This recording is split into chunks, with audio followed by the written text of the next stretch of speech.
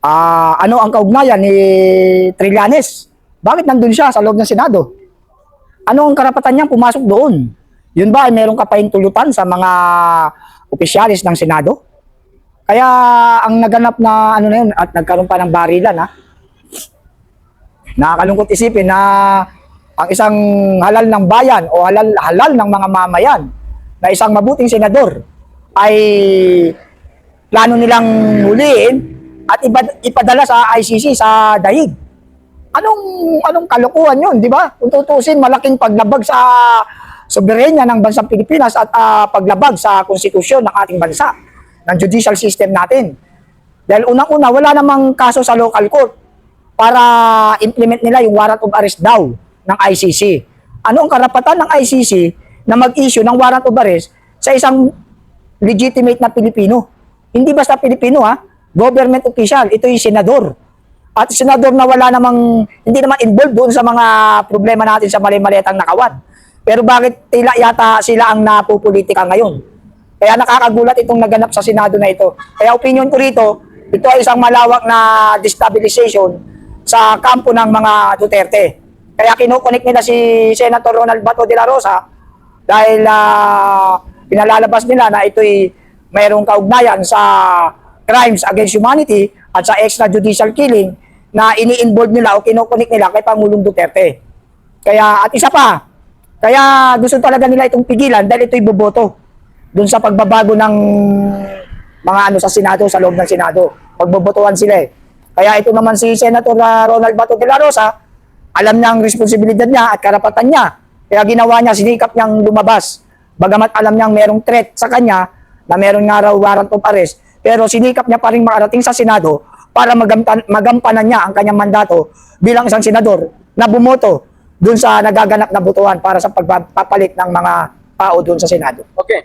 Sir, bilang Pilipino, kasi sinasabi nila na mas marami daw yung mga Pilipino ngayon, ang di umano ay mas pabor na ipadala si Senador Bato sa Netherlands o sa ICC. Ikaw bilang Pilipino na nagbibilong dito sa bansang Pilipinas, pabor ka ba na ipadala siya doon? At kung ano mo, bakit? Unang-una, hindi ako naniniwala na mas maraming may gusto. Isang malaking kalokohan yan. Sinong gagong Pilipino o legal Filipino citizen na papayag na ang kababayan natin, hindi na ito usapin ng politika Ito ay usapin na ng karapatan at kalayaan ng isang Pilipino. Ikaw ba papayag ka bilang isang Pilipino na wala ka namang kaso sa local court, walang nakasampang kaso sa local court, ipadadala ka sa daig at doon ka husgahan, doon ka lilitisin? Sinong mga Pilipino yung sinasabi na maraming gustong ipadala si Senator Bato de la Rosa? Sino yan? Ang alam ko at ayon sa aking nakikita at obserbasyon, mas marami ang ayaw na siya ay maipadala. Dahil ito ay magiging habitual na pwedeng gawin ng sistema sa atin na kapag merong isang kakasuhan o wala pang ang kaso merong isang gustong politikahin at political motivation, pwedeng ipadala sa dahig. Magiging sistema na ito. Kaya napaka-imposible mas maraming Pilipino ang gusto siyang ipadala. No, that is a big lying. Pagsisinungaling po yan, hindi po totoo yan. At kung meron mang gustong siya ipadala, ito yung mga kalaban sa politika. At ako hindi naniniwala na ang mga Pilipino ay gugustuhin pang maipadala ang isang Pilipino sa ibang bansa at doon lilitisin. Wrong, a big wrong. Sir, buong na naman yung balita na pagdating ng Monday, magre-reshuffle na naman o magkakaroon na naman ng kudita sa Senado. May opinion ka ba sa mga senador na nandyan ngayon sa panig ni Senate President Cayetano? Ano yung panawagan mo sa kanila o mensahe mo para sa kanila? Kasi magkakaroon na naman doon ng kudita this coming Monday. Yun nga ang nakakalungkot. Isipin nyo naman, imbis na intindihin ng mga senador o ng mga politiko natin ang tunay na problema ng ating bansa, dyan sila nakatutok sa impeachment na yan. Na kung tutusin, hindi naman dapat nila pinag-uubusan o pinag-aaksayan ng panahon yan. Dahil wala yung kapakinabangan sa mga mamamayang mahihirap na Pilipino. Wala. Kaya yung sinasabi nilang kudita-kudita na yan, pamumulitika na naman yan. Panawagan ko sa mga senador na ito, pro man o hindi pro, dapat tigilan nyo na yan. Unahin nyo, solusyonan ang tunay na problema ng ating bansa, ang kahirapan. Paunlarin ang ating bansang Pilipinas, tutukan nyo ang tunay na ugat na problema. At bakit kailangan magkudita? Bakit kailangan magpalit-palit? Ginugulo lang nila ang sistema ng natin ng ating gobyerno Sila na nagkakagulo. Isipin nyo tayong mga nananahimik na mamamayan natututo ng lumabas ng kalsada. Hindi nyo ba napapansin yan, mga mahal na politiko? Na ang mga simpleng mamamayan na dati nananahimik lamang sa kanilang mga tahanan, ngayon ay natututo ng lumabas at lumalaban? Dahil sa sobrang kahirapan, hirap na po ang mamamayang Pilipino. Tigilan nyo na yung mga kudita-kudita nyo sa Senado, pagpapalit ng mga liderato. Tama na po yan. Magkontento na tayo. Si Senator Alan Peter Cayetano na ang Senate President. Tama po yun para walang bias. Patas ang laban. Tama ang naganap na yan. Dahil si Tito Soto, kitang-kita naman natin sa pag-iimbestiga, masyadong bias.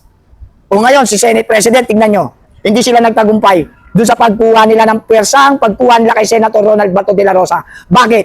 Dahil kay Senate President, Senator Alan Peter Cayetano. Siya ang Senate President, kaya nagbigay siya ng mga contempt o kung ano-ano para mapigilan ang pagkidnap kay Senator Ronald Bato de la Rosa. Kaya kung ako tatanungin, dyan sa nagaganap na kudita-kudita na sa Lunes ay magaganap, tigilan nyo na po yan. Balikan natin ang tunay na problema ng ating bansa. Bakit hindi nyo tutukan ng investigasyon yung nakawang mali-maleta, yung flood control ghost project na yan? Balikan natin yan. Kasi yan pera ng bayan ang nawala dyan. At yan ay intended for project para sa mga flood control. Nasaan na yan? Dapat magamit yan. Malapit na po ang tag-ulan. Hindi ba kayo nababahala? O hindi nga kayo nababahala. Dahil kayong mga politiko, ang gaganda ng bahay nyo, hindi binabaha. Ang kawawa na naman dito, pagdating ng bagyo, kaming mga mahirap na mamayang Pilipino. Kaya, instead na sikasuhin nyo ang impeachment, tigilan nyo na yung impeachment na yan. Lalo na ngayon, nasa Senate na ang jurisdiction ng pagdidesisyon kung impeach ba o hindi impeach. Sana naman, by God grace, by God intervention, tigilan na po yan at sana wala ng impeachment. Dismiss the case, dismiss the impeachment, move on na, ganapin nyo na ang mga mandato nyo, tumurabaho kayo sa pagpapaunlad ng ating bansa dahil kawawa na po ang bansang Pilipinas sa sobrang pamumulitika. Tama na po. Okay, sir.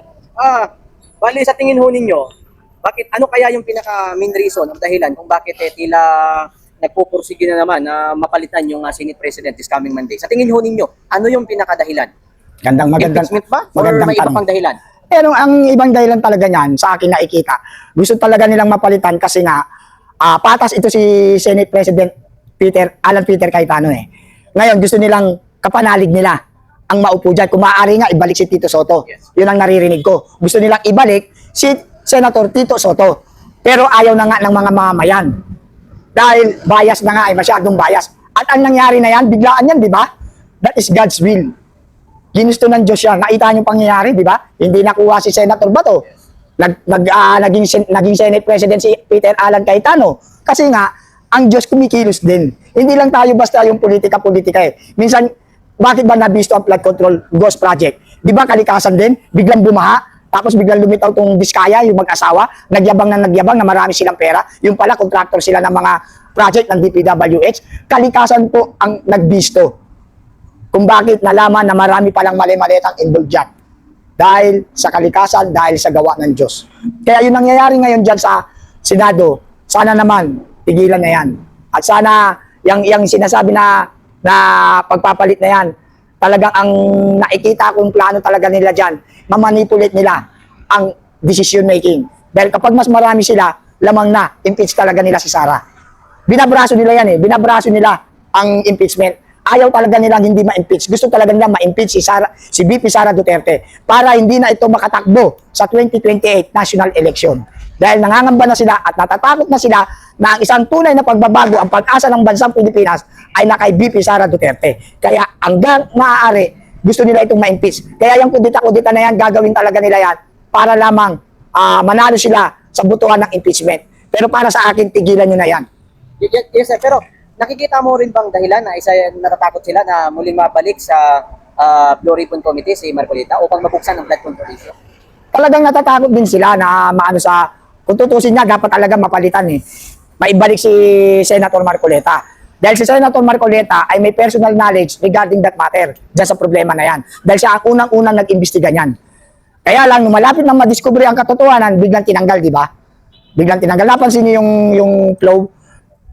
Si Marcoleta ang unang nag-imbestiga niyan, marami nang lumilitaw ng mga pangalan kinat nila si Senator Marcoleta, tinanggal, pinalit si Senator Lacson. Kaya nagka-leche-leche ang investigasyon. Kasi nawala si Senator Marcoleta na tunay na nag-iimbestiga para lumabas ang katotohanan.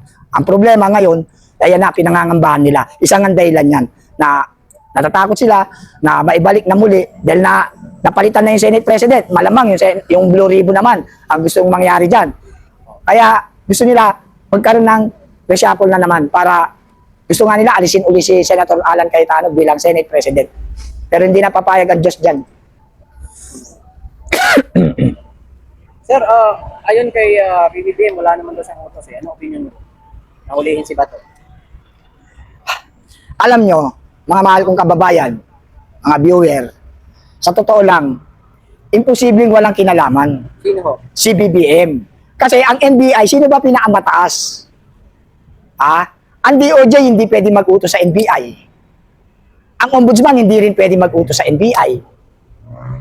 Ang DILG hindi rin pwede mag-utos sa NBI. Sino ang pwede mag-utos dyan? At bakit ganun na lang ang pagsunod ng mga NBI kung hindi mas mataas talaga sa lahat ang nag-utos sa kanila? At ito pa isa, mismong kapatid ate niya, yung manang niya, manang Amy Marcos niya, mismo ang nagsabi na ito'y utos mismo ng kanyang kapatid na si BBM. Kaya, yung nangyari na yan, hindi pa pwedeng wala siyang alam. Alam niya yan. Alam niya yan. Sir, bali tatlong senador lang kasi ang posibilidad na kumbaga nililigawan talaga nila para nga makuha muli nila yung majority at maging Senate President muli ang kung sino man yung gugustuhin nila. Ngayon, tatlo lang ang posible nilang nililigawan na mas matindi na makukuha nila. Villar, Mark Villar at saka si Camel at saka si Loren. May mensahe ka ba sa tatlong senador na ito? Ang mensahe ko sa tatlong senador na yan, para sa akin sana manindigan sila sa katotohanan. Nasa tamang landas na sila eh. Sa totoo lang, hindi naman dapat talaga ma-impeach. Kaya kung ako dun sa tatlong senador, hindi na ako kailangang bumalingbing o bumaligtad pa. Kasi mawawalan na ng tiwala ang mga tao sa kanila.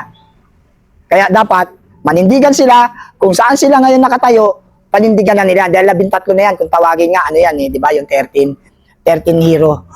Yung 13 heroes na yan, o bayani, kasama na si Senator Loren, kasama si Senator Villar, at saka sino yung isa?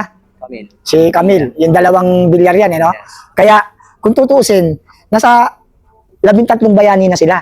Pag bumaligtad sila, masisira na integridad nila. Hindi na sila pagkakatiwalaan ng mga tao. Di ba? Kaya kung ako sa kanila, para sa katotohanan, para sa kapayapaan ng bansang Pilipinas, no to impeachment, huwag na silang magbago pa ng isip. Manindigan sila kung saan sila nakatayo, kung ano ang kanilang prinsipyo, panindigan nila. Para sa bayan at mamayan, hindi para sa political lamang nila. Sir, meron ka bang mensahe sir sa mga vlogger na sila yung mga vlogger na Marcos vlogger na sabi nila dapat daw hulihin na si Bato at saka ipadala na sa Netherlands. Mga vlogger ng Marcos vlogger. Yung mga Marcos vlogger, kaya ganyan sila magpayag. Tulad nga ng sinasabi ko dati pa, mga bayad sila.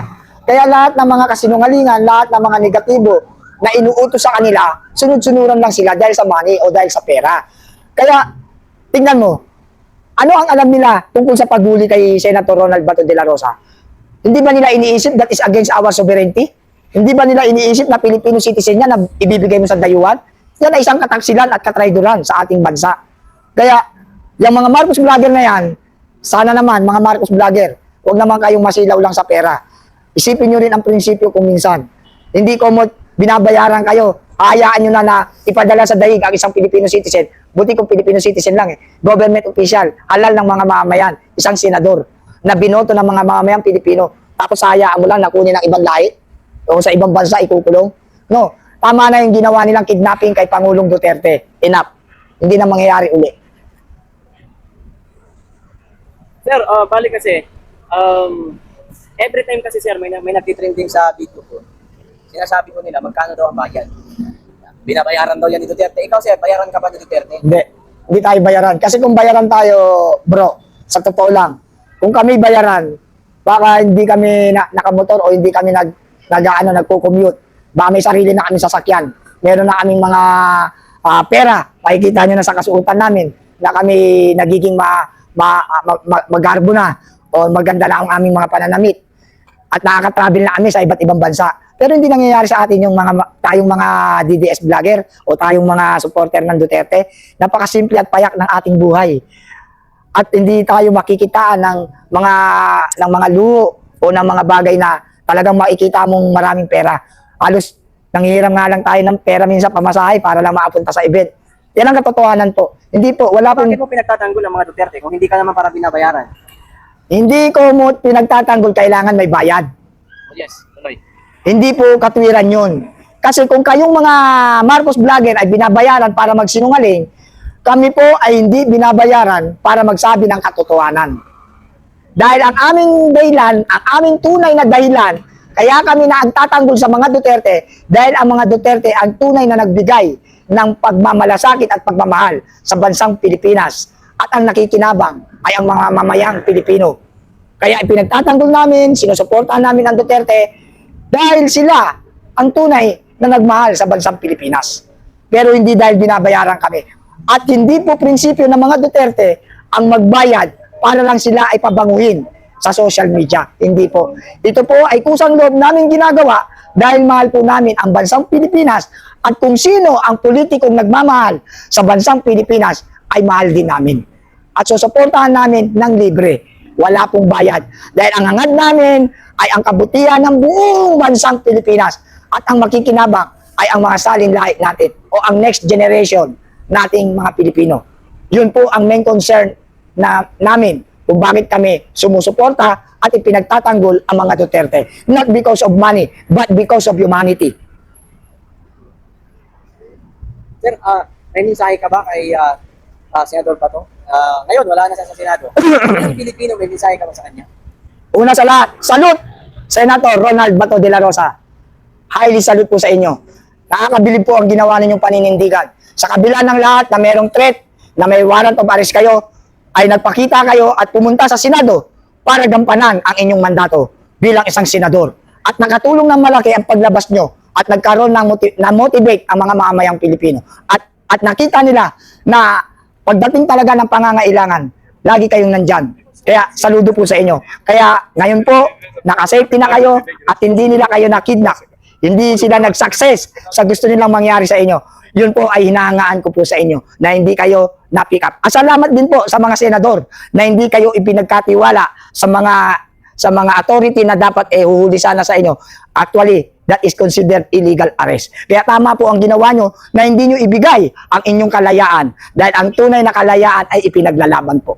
Tama po ang ginawa ninyo. At kung nasaan man po kayo naroon, Senator Ronald Bato de la Rosa, lagi kong dalangin sa poong may kapal na patuloy pa rin kayong gabayan at ingatan at maging malakas ang inyong pakiramdam na kapag merong mga threat dyan sa paligid nyo, ay mauunahan nyo silang maramdaman para makaiwas kayo. At sana patuloy nyo pong ingatan ang kalayaan nyo, ang inyong liberty. Huwag nyo pong isusuko yan. Dahil kapag naulit muli ang nangyari kay Tatay Digong o kay Pangulong Rodrigo Roa Duterte, ito po ay magiging habitual system na po. Ulit-ulitin na po nila.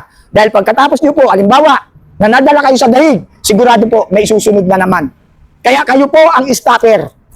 Wala na pong susunod dahil hindi sila nagtagumpay sa inyo, wala nang susunod na iba. Dahil magiging system na po na ipagtanggol ng mga mamayang Pilipino ang ating soberenya.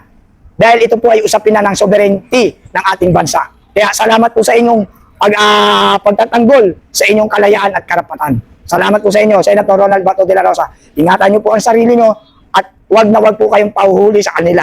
Dahil po, hindi po talaga dapat kayong mahuli dahil kailangan pa po kayo ng bansang Pilipinas. Kayo po ay hinalal ng mga mamayang Pilipino. Milyon-milyong Pilipino po ang nagtiwala sa inyo. Kaya wag niyong ibigay ang inyong kalayaan sa isang dayuhang bansa.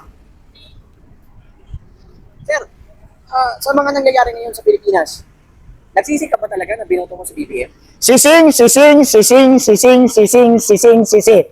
Naalin po? Halos iuntog ko sarili ko sa totoo lang. Bakit? Dahil hindi ko inaasahan na magkakaleche-leche ang bansang Pilipinas. Nakita nyo, nagkakagulo-gulo sila na. First time to the history of the Philippines, of the Republic of the Philippines, na ang Senate office ay babuyin ng mga intruder. Bigla na lang papasok doon para manggulo, nakikipagbarilan. Tama po ba yun? Hindi po magandang example yun sa mga leader ng ating bansa na makikita na sila ay nagkakagulo at nagbabarilan. Yan po ay nationwide, internationally napapanood po sa iba't ibang panig ng bansa. Nakakahiya po ang bansang Pilipinas na merong isang respected agency o respected government office na nagkakabarilan sa loob na ang mga involved ay mga highly official authority natin. Yan po ay malaking katawa-tawa at malaking kahiya-hiya sa ating bansa. Napag-uusapan na po tayo sa lahat ng panig ng mundo na bakit ganyan ang Pilipinas. Mula nang umupo si BBM, ito ang nangyari sa atin. Kaya ako isa sa mga nakukonsensya. Isa ako sa mga sising. Dahil isa po ako leader ng Marcos loyalist. Dati, nag-withdrawal of support na po ako. Ang laki po ng ambag ko. Voluntarily po ako. Hindi po ako humingi ng kahit na magkanong pera sa kanila. Sarili ko pong pera ang ginastos ko noon. Nakarating ako saan probinsya para lang ikampanya, para maglagay ng mga poster, para po maipanalo ang unit team. At nagtagumpay tayo doon na ipanalo natin ang unit team. Pero natalo tayo sa sistemang ito. Kaya sising po ako.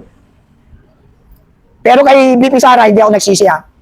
Talagang tagumpay tayo kay BP Sara Duterte. Dito lang ako nagsisi kay Ferdinand Bongbong Marcos Jr. Dahil hindi natupad yung kanyang mga pangako at yung kanyang mga sinabi na sama-sama tayong babangon muli. Nasaan ang pagbangon? Sila-sila lang ang bumangon, mga oligarko. Tayo ay patuloy na lumalangoy sa kumunoy ng kahirapan.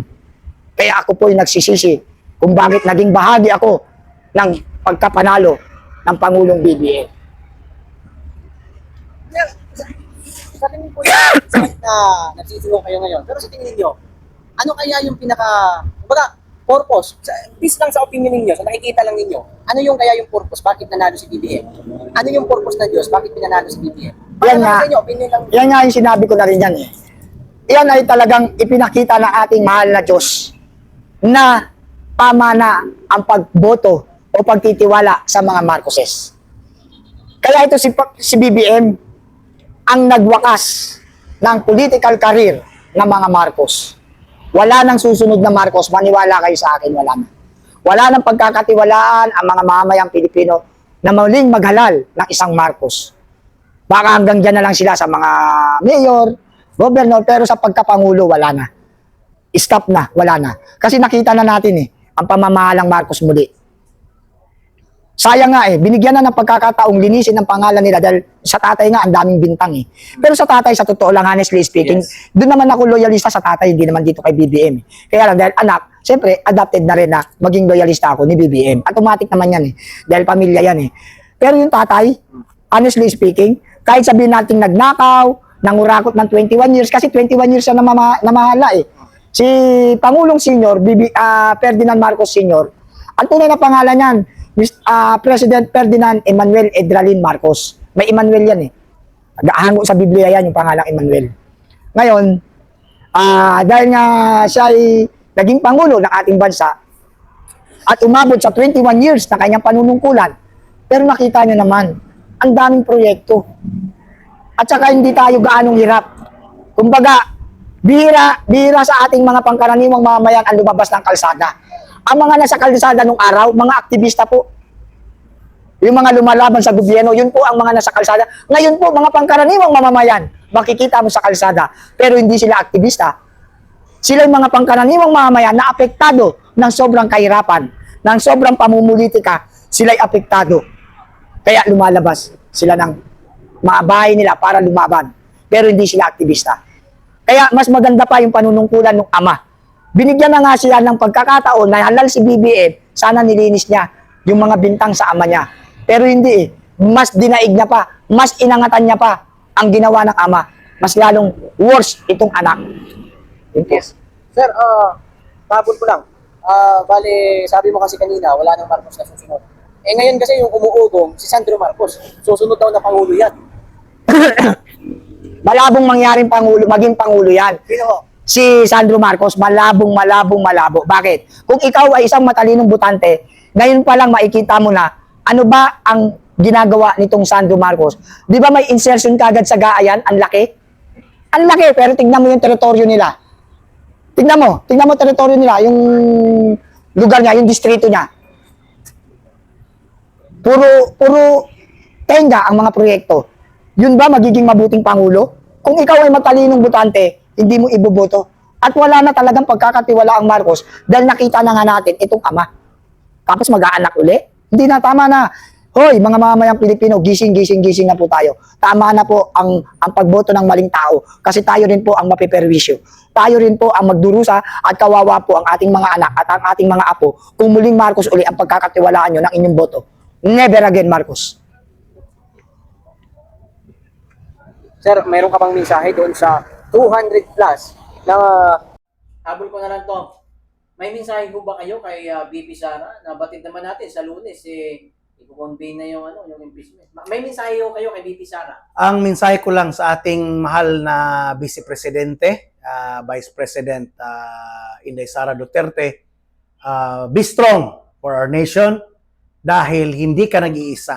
Ang dami naming mga parallel group na nasa likod mo at magpapakita kami ng suporta sa iyo, Luzon, Visayas, Mindanao. Kung gaano namin sinuportahan ka noong 2022, pasobrahan pa namin dahil maniwala ka, BP Inday, maraming mga pulahan or maraming mga loyalista ni BBM sumanib na sa amin. So ibig sabihin, kung 5 lang ang kaibigan ko noon, kami ngayon 15 na. Ang dami ko ng kaibigan dito sa Manila na alam ko kasama ko doon sa kabilang BBM. Ngayon kasama ko na dito. Tulad ni Ferdinand de los Reyes. Solid BBM yan. Yan lang ang proof ko sa iyo, BP Inday. Nag-additional tayo, hindi tayo nag-minus. Nag-multiply pa tayo. Kaya stand for us. Stand for the truth. Stand for us, the people of the Philippines na nagmamahal sa Pilipinas, hindi dahil Duterte ka. Mahal namin ang Pilipinas at ikaw lang, Duterte lang ang magbibigay ng pagbangon sa ekonomiya ng Pilipinas, pagbangon ng aming dangal as Pilipino. Dahil noong unang panahon, pag Duterte ka, sinasabihan ka ng mga Arabo, ng mga white people, oh, you're from Philippines. Oh, I like your President Duterte. Ngayon, sos ko. Sabihin nila, oh, you're a Filipino. Your president is corrupt. Your country is now top 3 in the whole Asia to be a very corrupt. Tapos sabihin ng mga vlogger, hindi kayo nahihirapan. Sabi na nga corrupt So, may message lalo na dito sa NCR. Alam ko na maraming mga bus na, maraming sumasakay na ng barko papunta dito to support the no impeachment campaign for Vice President Inday Sara Duterte at nananawagan ako sa mga taga Manila, taga NCR, National Capital Region, lalo na yung mga Bisaya. Magsama-sama tayo. Ngayong Monday, hapon, doon tayo sa Senado, manood tayo sa mga pangyayari para kayo naman makita nyo ng personal kung ano ang gagawin nila sa ating mahal na bayan ng Pilipinas through sa Senate. Tingnan natin, magbantay tayo doon. Kung kaya man nating magbantay ng boto, this is the time, sobra pa to sa boto. Binabantayan natin ang ating kasaringlan. Binabantayan natin ang ating watawat ng Pilipinas. Binabantayan natin ang mahal nating nasyon ng Pilipinas. So, pinapanawagan ko lahat ng mga OFW. Dahil kayo ang nagbibigay ng pera sa inyong pamilya, bigyan nyo ng instruction ang inyong pamilya na suportahan at manood sa impeachment ni Inday Sara sa Senate.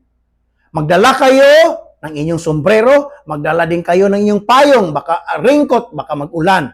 And yung mga matatanda na medyo mataas yung high blood nyo, meron kayong sakit sa puso, wag na muna kayong sumama.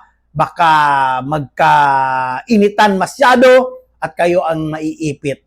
So, maging collateral damage mo kayo. So, para sa akin, yung mga Gen Z, halina kayo. This is your time, magkaisa tayo. Lahat ng mga millennials na nakakatulad ko, halina kayo at sama-sama tayong panoorin ang pag-convene. First day ng pag-convene ng Senate sa impeachment court. So, come, join us at patuloy nating mahalin ang Pilipinas dahil ikaw mismo ay Pilipino, tayo ay mga Pilipino. Mahal natin ang watawat ng Pilipinas. To God be the glory. Salamat sa inyong lahat. Thank you.